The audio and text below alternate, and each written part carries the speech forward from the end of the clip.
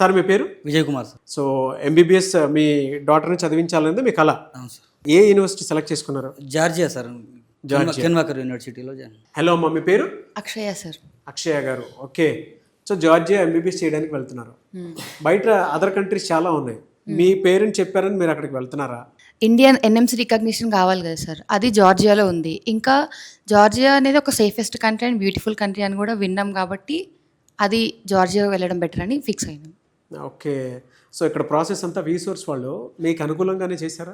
అసలు మాకు దీని తర్వాత పీజీ ఇక్కడ చేస్తే బాగుంటుంది, దాని తర్వాత మనకి లైసెన్స్ అయినా రావడానికి ఎట్లుంటుందో అన్ని ప్రాసెస్ స్టార్టింగ్ నుంచి అన్నీ మాకు ఎక్స్ప్లెయిన్ చేసేది సార్ వీసోర్స్ వాళ్ళు మంచిగా. ఆడపిల్ల కదా, సేఫ్టీ సెక్యూరిటీ అవన్నీ చూసుకుంటారు. హాస్టల్ కూడా వాళ్ళదే, ఇండియన్ ఫుడ్ కూడా ఉంటుంది అని కూడా చెప్పారు సార్. మళ్ళీ నేను కెన్వాకర్ ఇంటర్నేషనల్ యూనివర్సిటీ చూస్ చేసుకున్నది ఎందుకంటే పీజీ కూడా ఇప్పుడు ఆ యూనివర్సిటీలో ఒక యూఎస్ఎంఎల్ఏ అని ఒక ఎంట్రన్స్ ఎగ్జామ్ ఉంటుంది. ఆ ఎగ్జామ్ క్లియర్ చేస్తే మనం యూఎస్ఏలో ఫ్రీ పీజీ చేయొచ్చు. ఆ ఎగ్జామ్ క్లియర్ చేయడానికి కెన్వాకర్ యూనివర్సిటీలో మనకి Day 1 నుంచి క్లాసెస్ ఉంటాయి.